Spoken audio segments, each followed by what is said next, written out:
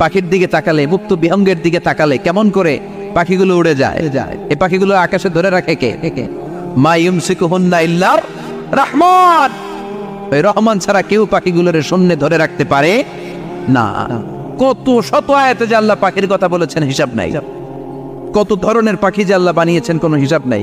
আপনারা ঘরে জিওগ্রাফিক্যাল চ্যানেলগুলো দেখেন? হ্যাঁ, না জি বাংলা দেখেন? স্টার জলসা, কিরণমালা কি দেখেন? জিওগ্রাফিক্যাল চ্যানেল দেখবেন। ওখানে দেখবেন একটা পাখি আল্লাহ তৈরি করেছে, পৃথিবীর সবচেয়ে ছোট পাখি, নাম হলো হামিং বার্ড। কি নাম? The smallest bird ever in the world. সবচেয়ে ছোট। এটা প্রাপ্তবয়স্কে 3 থেকে 5 ইঞ্চি লম্বা হয়। এটার পূর্ণ যৌবন এটা লম্বা কদ্দুর 3 থেকে 5 ইঞ্চি। এটা প্রতি সেকেন্ডে ডানা ঝাপটাতে পারে 80 বার। কয়বার? আমাদের ডানা আছে না 2টা? আপনি আপনার ডানা 1 সেকেন্ডে কয়বার ঝাপটাতে পারবেন? হ্যাঁ, আমি ঝাপটাইলাম। কয়টা হয়েছে 1 সেকেন্ডে? হ্যাঁ, 3টা-4টা ঝাপটা দিতেই আমার সেকেন্ড শেষ। কিন্তু এই পাখিটা প্রতি সেকেন্ডে তার 2 পাখা ঝাপটায় কয়বার? পৃথিবীর সব পাখি সামনে ওড়ে, তো এই পাখি সামনে যেমনি ওড়ে, এট দ্য সেম টাইম এই পাখি পিছনের দিকে উঠতে পারে।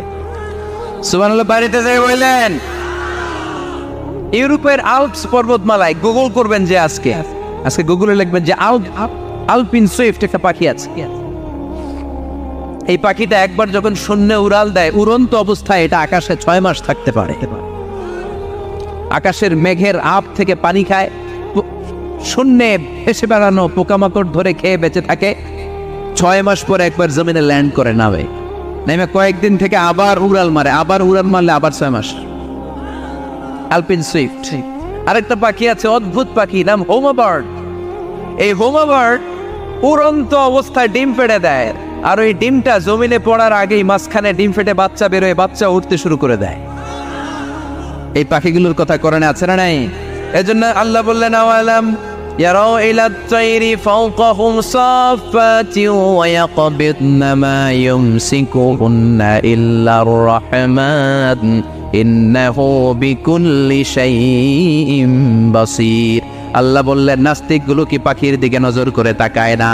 পাখির দিকে নজর করে যদি তাকায় তখন পাখির রব আল্লাহরে খুঁজে পাবে। চিল্লায় বলেন ঠিক কিনা? পাখিকে আরবিতে বললে তয়ের। সবাই বলেন পাখির আরবি কি? বিমানের আরবিও তয়ের।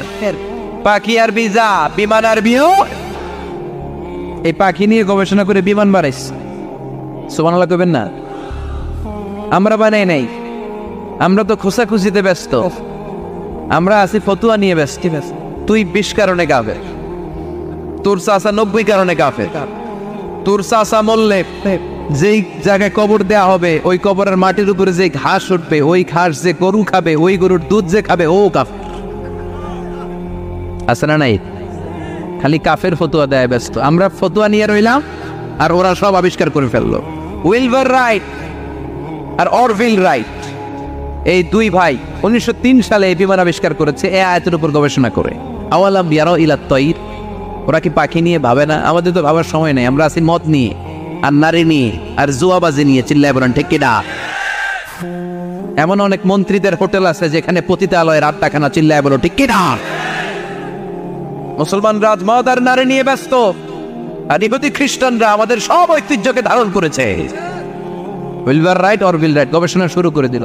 পাহাড়ে শুয়ে শুয়ে 2 ভাই খালি পাখির ছবি আঁকে, কেমনে পাখিগুলো টানা ছাপটা মেরে ওঠে, কেমনে নামে। গবেষণা করতে করতে করতে প্লেন বানায় ফেললো 1903 সালে। আজ থেকে 100 বছর আগের স্টোরি শোনাচ্ছে আপনাদের। তখনকার বিমান এখনকার বিমানের মতো ছিল না। আপনি দেখবেন যে শুরুতে বিমান কেমন ছিল। শুরুতে ভাঙ্গাচুরা 2টা পাখা নিয়ে একটু উড়ে আবার থপাস করে পড়ে, কিন্তু আশা হারায় নাই, আবার উড়ে থপাস করে পড়ে। আমেরিকাতে সুবিধা করতে পারেনি। ফ্রান্সের এক কিং তাদেরকে ডোনেট করেছে বিপুল অঙ্কের টাকা দিয়ে। তারা প্রথম ফ্রান্সের একটা শহর থেকে আরেকটা শহরে পৃথিবীর প্রথম প্যাসেঞ্জার প্লেন নিরাপদে ল্যান্ড করেছে। মানুষের উড়ার স্বপ্ন সফল হতে শুরু করলো। এখন বিভিন্ন ধরনের বিমান একটার পর একটা শুরু হয়েছে। এই পৃথিবীর সবচাইতে দ্রুতগামী যে বিমানটা আগে ছিল, নাম ছিল কনকর্ড, যাত্রীবাহী বিমান। এটার পরে এখন একটা বাইরে হচ্ছে বোম সুপারসনিক। কি নাম? Bomb supersonic. এত স্পিডে চলে। এই মাত্র দেখলেন এদিকে এয়ারপোর্ট দেখবেন